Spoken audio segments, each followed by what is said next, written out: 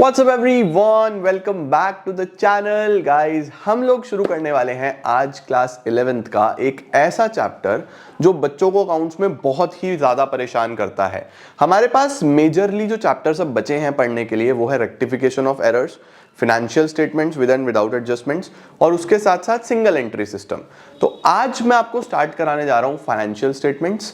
2 से 3 दिन लेगा ये चैप्टर, फिर विद एडजस्टमेंट्स 2 से 3 दिन वो लेगा एंड देन रेक्टिफिकेशन और सिंगल एंट्री। ये आपका मेजर पोर्शन बचा है, इसको खत्म कर देंगे और बिजनेस स्टडीज भी आपका 1-2 दिन में हम स्टार्ट करने वाले हैं। तो चलिए अब बारी है सिलेबस को खत्म करने की, जल्दी से शुरू करते हैं और चीजें कंप्लीट करते चले जाएंगे। आज स्टार्ट कर रहे हैं with financial statements. Let's begin.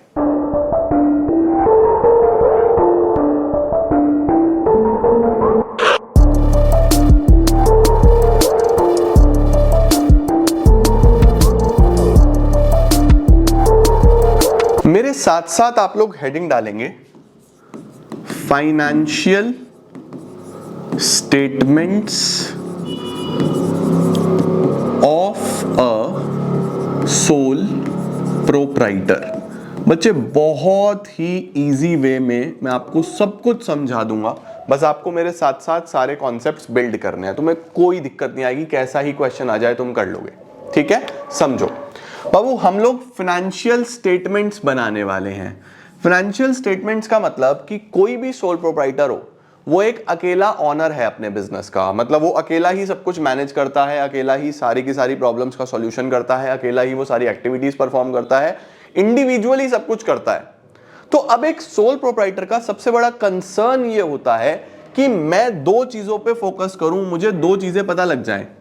सबसे पहली चीज कि मेरा बिजनेस में प्रॉफिटेबिलिटी है या नहीं है, कि मेरा जो बिजनेस है वो प्रॉफिट मेकिंग है या नहीं है, मैं प्रॉफिट बना रहा हूं या नहीं बना रहा हूं। दूसरा जो उसका कंसर्न होता है कि वो अपने बिजनेस की फाइनेंशियल पोजीशन देख सके।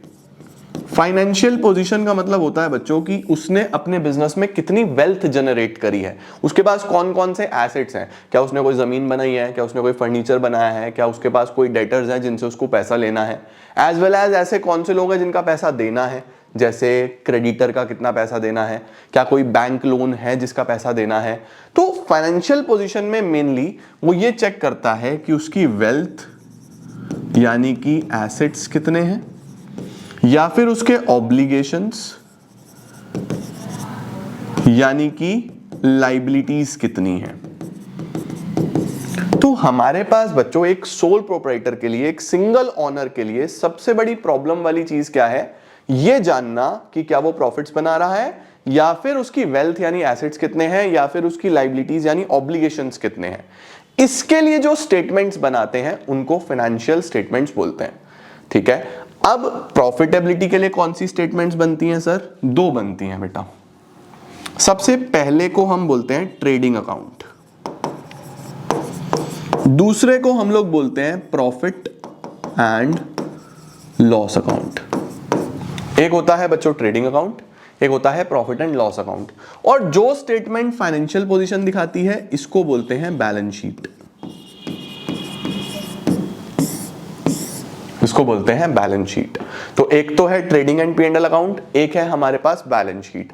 अब सर ये ट्रेडिंग एंड P&L क्या है, बैलेंस शीट क्या है, 1 बाय 1 सब सीखना है आपको इस चैप्टर में। आज की क्लास में हम लोग यहां से शुरू करते हैं और स्टार्ट करते हैं कि ये ट्रेडिंग अकाउंट क्या होता है। ठीक है, आओ चलो पहले इसका स्क्रीनशॉट ले लो सारा अच्छे तरीके से। पहले ये सीखेंगे, फिर ये सीखेंगे, फिर ये सीखेंगे, चैप्टर खत्म हो जाएगा आपका। स्टार्ट करेंगे मेरे प्यारे बच्चों ट्रेडिंग अकाउंट के साथ।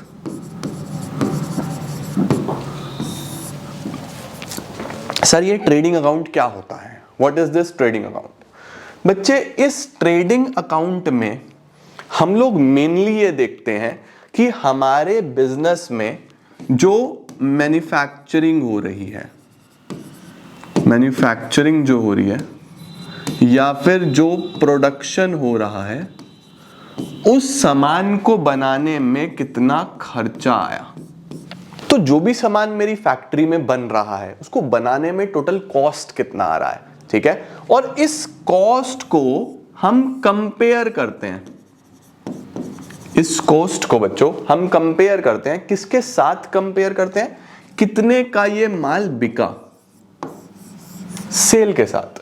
तो कॉस्ट का मतलब बच्चों सामान को बनाने में कितना खर्चा आया, उसको कंपेयर करना है कितने का सामान बिक रहा है। लेट सपोज मेरी फैक्ट्री में मैं ये स्वेट शर्ट्स बनाता हूं, ठीक है, और ये स्वेट शर्ट 500 रुपए का बनता है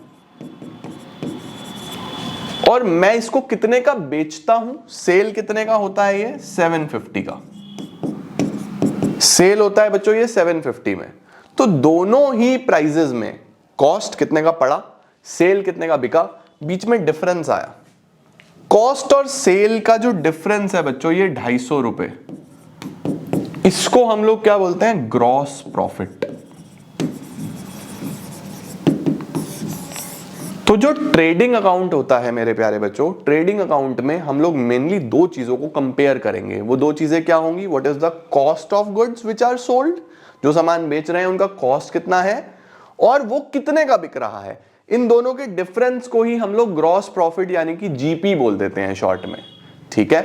अब इसको दिखाने का एक अकाउंटिंग वे भी होगा सर, ये तो आपने मतलब बताया, इसको कैसे दिखाते हैं, तो उसके लिए हम ट्रेडिंग अकाउंट बनाते हैं। ट्रेडिंग अकाउंट का प्रॉपर फॉर्मेट है जो आपको फॉलो करना है।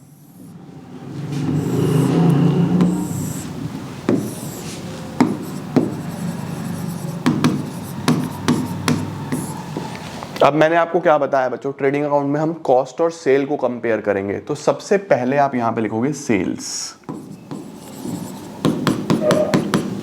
जितने का भी सामान बिक रहा है उसको सेल्स बोलते हैं। माइनस करेंगे रिटर्न्स। सर कौन सी रिटर्न, सेल्स रिटर्न बच्चों। भाई जो सामान बेचा है जरूरी तो नहीं है सारा कस्टमर रखेगा, कुछ ना कुछ वापस भी करेगा, उसको सेल्स रिटर्न बोल देते हैं। सेल्स में से रिटर्न हटा दो, सेल्स रिटर्न, ठीक है। अब ये तो सेल हो गया, इसको किससे कंपेयर करना है, टोटल कॉस्ट से, जितने का सामान पड़ रहा है मुझे, है ना। तो उसके लिए बच्चों कुछ छोटी छोटी चीजें होती हैं, जैसे सबसे पहले ओपनिंग स्टॉक। सर ये ओपनिंग स्टॉक क्या है, ओपनिंग स्टॉक का मतलब बच्चों जो शुरू से मेरे पास माल ऑलरेडी है, यही फॉर्मेट फॉलो करना, आगे पीछे नहीं करना, ठीक है। ओपनिंग स्टॉक आता है।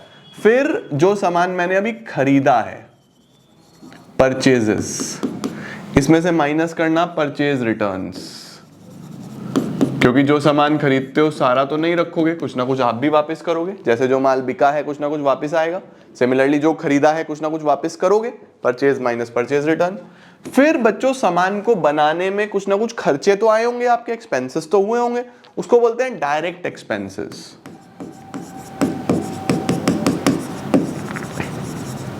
अगर बच्चों आप लोग बुक में फॉर्मेट देखो ना, तो डायरेक्ट एक्सपेंसेस की लाइन लगी हुई है, लेकिन मैं आपको बोलूंगा सारे याद नहीं करने, आप समझ लो कि डायरेक्ट एक्सपेंसेस होते कौन कौन से हैं।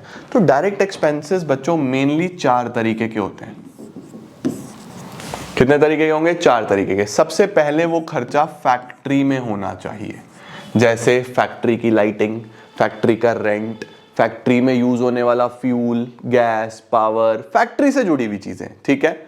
दूसरा, कोई ना कोई मैन्युफैक्चरिंग का खर्चा होना चाहिए, मैन्युफैक्चरिंग या प्रोडक्शन, ऐसा लिखा हो expense of manufacturing, expense of production, तो मैन्युफैक्चरिंग या प्रोडक्शन का खर्चा होना चाहिए। तीसरा बच्चों रिलेटिंग टू परचेज, परचेज का खर्चा होना चाहिए, यानी कि लिखा हो एक्सपेंसेस ऑन परचेज, आपने कोई सामान खरीदा उससे रिलेटेड चीजें हैं।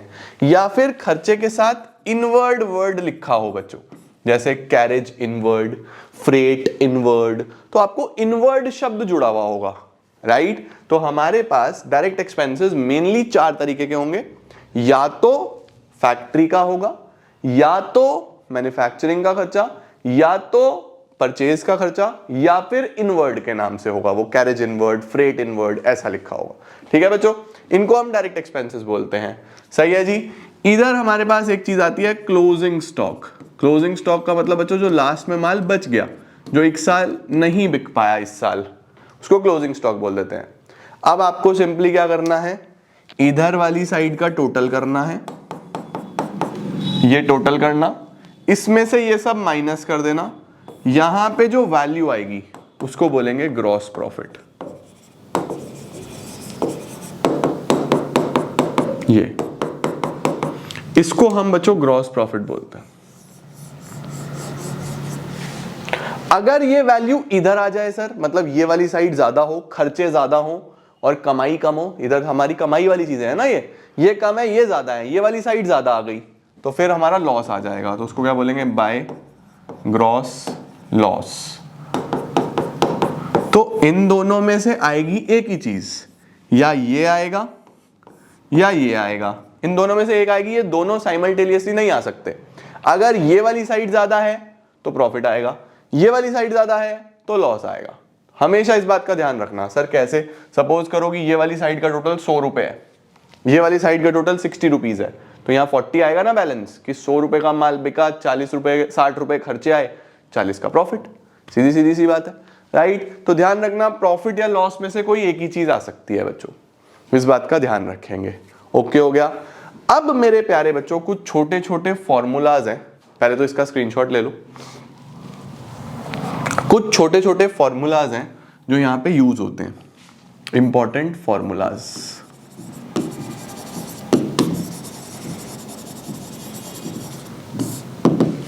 जैसे सबसे पहला formula, cost of goods sold. ये जो हम सामान बेच रहे हैं, इसको बनाने में कितना खर्चा आया, इसका क्या फॉर्मूला होता है? Opening stock plus purchases plus direct expenses minus closing stock. तो opening stock plus purchases plus direct expenses minus closing stock. Bracket का मतलब बच्चों माइनस होता है। ये जो वैल्यू आएगी आपके पास, ये है कॉस्ट ऑफ गुड सोल्ड। तो कॉस्ट ऑफ गुड सोल्ड कैसे निकलेगा? Opening stock plus purchases plus direct expenses minus closing stock. इस बात का ध्यान रखना। ये ठीक हो गया। Formula number 2, formula number 2, sir gross profit कैसे निकलता है? जीपी कैसे निकलता है? जीपी निकलता है बच्चों नेट सेल्स, जो भी सेल्स दी हुई है, minus cost of good sold, जितने का सामान बना है, जितने का सामान बना है भाई, जितने का माल बिका उसमें से जितने का बना, ये हमारा जीपी आ गया। GP is equal to sales minus cost of good sold. Sir ये नेट का क्या मतलब है? नेट का मतलब है बच्चों सेल्स माइनस सेल्स रिटर्न। यहां पे भी ये परचेजेस नेट ही है, परचेज माइनस परचेज रिटर्न। कहीं पे भी मैंने परचेज लिखा है ना, तो ये नेट है। नेट मतलब final value, purchase minus purchase return. यहां सेल्स का मतलब सेल्स माइनस सेल्स रिटर्न। ठीक है बच्चों। अच्छा, अब अगर आपको यहीं से सीओजीएस का कोई फॉर्मूला बनाना हो, यहीं से कॉस्ट ऑफ गुड सोल्ड का एक फॉर्मूला और हो गया, क्या? Net sales minus GP. अगर सेल्स में से जीपी हटा दूं तो भी तो सीओजीएस आ जाएगा। बात तो एक ही है ना, ये इधर ये इधर, राइट? एक और फॉर्मूला होता है बच्चों छोटा सा, adjusted purchases. Sir adjusted purchases क्या है? Opening stock plus net purchases minus closing stock. इसको हम एडजस्टेड परचेजेस बोलते हैं। कई बार आगे क्वेश्चन में एडजस्टेड परचेजेस दिया होगा तो हम ये फॉर्मूला यूज करेंगे। ये 4 फॉर्मूलाज हैं बच्चों। कॉस्ट ऑफ गुड सोल्ड का फॉर्मूला निकाला, opening stock plus purchases plus direct expenses minus closing stock. Gross profit का निकाला, सीओजीएस का आ गया, एडजस्टेड परचेजेस का आ गया। ये आपको पता होना चाहिए।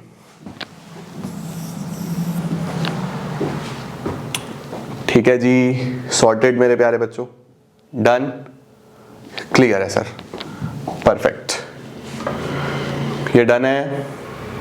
चलो अब मैं एक काम करूंगा, मैं आपको एक बार बुक वाला ट्रेडिंग का पूरा फॉर्मेट अच्छे से समझा दूं, एंड देन फॉर्मेट के बाद हम लोग फिर नेक्स्ट क्लास में इसके क्वेश्चंस करेंगे और ट्रेडिंग अकाउंट समाप्त पूरा का पूरा।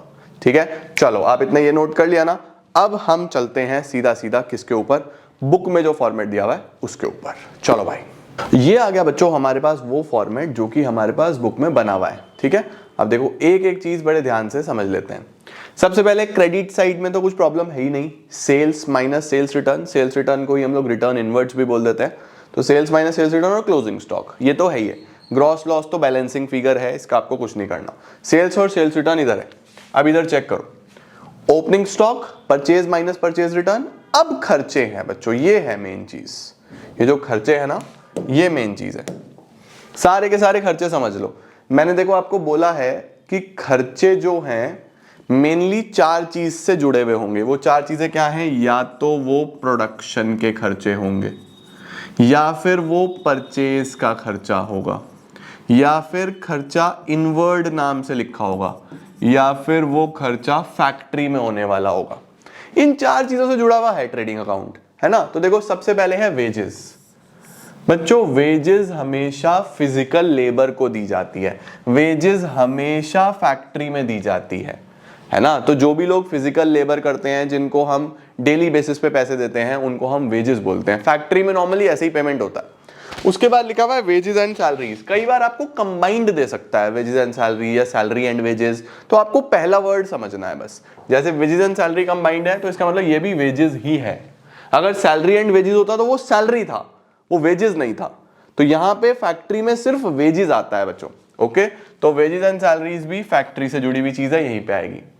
अब अगर सीधा बोलते डायरेक्ट एक्सपेंस, तो डायरेक्ट एक्सपेंस तो यहां आना ही है, राइट। फिर कैरेज। देखो कैरेज का मतलब कि आपने कोई सामान खरीदा, उस पर किराया दिया, उसको हम कैरेज बोलते हैं। तो अल्टीमेटली परचेज करा आपने कुछ, है ना। कैरेज इनवर्ड का मतलब देखो यहां है carriage inward. Carriage on purchase से जुड़ा हुआ खर्चा। गैस फ्यूल पावर, फैक्ट्री में लगेगा बच्चों गैस फ्यूल पावर, है ना। फ्रेट एंड कार्टेज का मतलब यही है, आपने रॉ मटेरियल वगैरह परचेज करा, उस पर भाड़ा दिया, उसको हम फ्रेट एंड कार्टेज बोल देते हैं। आपने परचेज करा रॉ मटेरियल। फिर मैन्युफैक्चरिंग एक्सपेंसेस या प्रोडक्शन एक्सपेंसेस, देखो ये मैन्युफैक्चरिंग इससे जुड़े हुए हैं। फैक्ट्री के एक्सपेंसेस, जैसे फैक्ट्री का लाइट, फैक्ट्री का रेंट, फैक्ट्री से जुड़ा हुआ है। डॉक चार्जेस का मतलब होता है बच्चों जब आप शिप से सामान खरीदते हो, तो आपने कुछ सामान खरीदा है शिप से, रॉ मटेरियल वगैरह ऐसी जगह से मंगाया जहां से शिप से आया, तो उसको डॉक चार्जेस बोल देते हैं। इंपोर्ट ड्यूटी, आपने बाहर से, इंडिया के बाहर से सामान खरीदा, तो उस पर आपको इंपोर्ट ड्यूटी भरनी पड़ेगी। उसके बाद रॉयल्टी क्या है बच्चों? जब आप बेसिकली किसी का कोई एसेट यूज करते हो, जैसे हमने गवर्नमेंट ऑफ इंडिया से कोल माइन ले ली लीज पे कि हम इसमें कोयला निकालेंगे और प्रोडक्शन करेंगे, उस कोयले के बदले में हमें कुछ ना कुछ पोर्शन गवर्नमेंट को रॉयल्टी देनी पड़ेगी, उसका पेमेंट देना पड़ेगा, तो रॉयल्टी भी प्रोडक्शन से रिलेटेड हो गया। तो देखो सारे खर्चे बच्चों कहीं ना कहीं इन 4 चीजों से जुड़े हुए हैं। प्रोडक्शन हो, परचेज हो, इनवर्ड हो या फैक्ट्री, तो सारे रटने से अच्छा तो 4 चीजें याद रख लो बस, कि इनसे जुड़ा हुआ कोई खर्चा आएगा तो वो ट्रेडिंग में जाएगा। फिर आपको सिंपली दोनों साइड का डिफरेंस करना है। डिफरेंस इधर आया तो उसको ग्रॉस प्रॉफिट बोलते हैं, डिफरेंस इधर आया तो उसको ग्रॉस लॉस बोलते हैं, बाकी सब सेम है। समझ गए मेरे प्यारे बच्चों? सारा का सारा पूरा फॉर्मेट स्क्रीनशॉट लेना है, ले लो जल्दी से फटाफट से। डन। देखो ये पूरा फॉर्मेट बच्चों ट्रेडिंग का होता है, राइट। अब ट्रेडिंग अकाउंट पूरा का पूरा समझ गए हो, फॉर्मूला सारे के सारे हमने देख लिए। अब अगली क्लास में मैं आप लोगों को इसके सारे के सारे अच्छे अच्छे क्वेश्चंस कराता हूं। आपको क्वेश्चंस करके बढ़िया मजा आ जाएगा और आपका पूरा प्रॉपर तरीके से ट्रेडिंग समाप्त हो जाएगा। फिर P&L का ऐसे ही फॉर्मेट समझेंगे, P&L के क्वेश्चंस करेंगे, फिर बैलेंस शीट का फॉर्मेट समझेंगे, बैलेंस शीट के क्वेश्चंस करेंगे, and yes that's it, over. ठीक है, thank you so much guys for joining in. I am gonna see you all very soon, till then see ya, take care, bye bye, keep growing, keep glowing and keep smiling. 11th class वालों बिल्कुल भी चिंता मत करना, सब कुछ बहुत अच्छे से पढ़ाई करके कंप्लीट कर देंगे। Thank you so much.